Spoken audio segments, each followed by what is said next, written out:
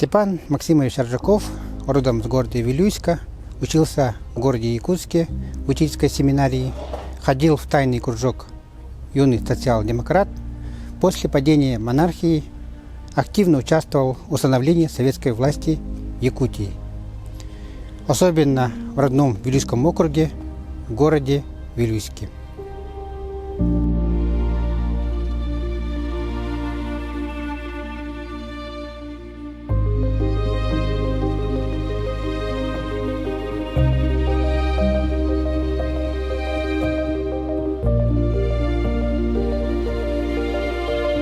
Особыми заслугами становления советского строя в Якутии Степану Максимовичу можно считать в организации автономной республики и модернизации сельского хозяйства.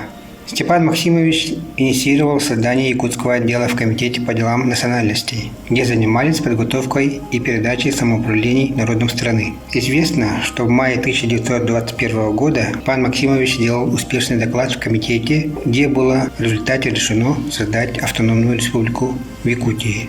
После этого Степан Максимович совместно с Платоном Аюнским составил один из основных документов самоуправления – Декларацию прав и обязанностей трудящихся Якутской АССР.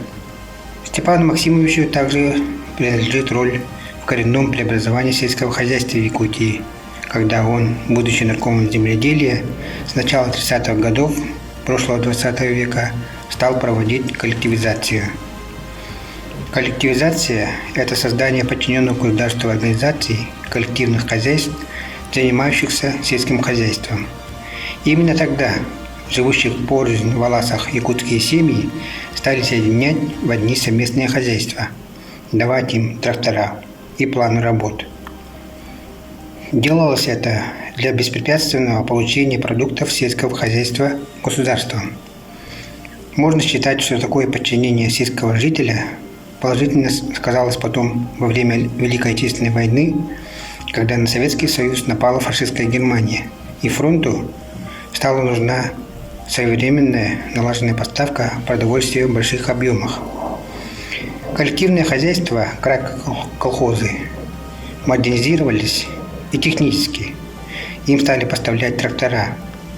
Быков с плугами постепенно стала заменять сельскохозяйственная техника, что, конечно, сказалось на повышении производительности труда. Степан Максимович был репрессирован, как и другие его соратники. Он был арестован 5 февраля 1939 года. Был приговорен к расстрелу, но потом смертный приговор был заменен ссылкой, который снова был заменен на смертный приговор.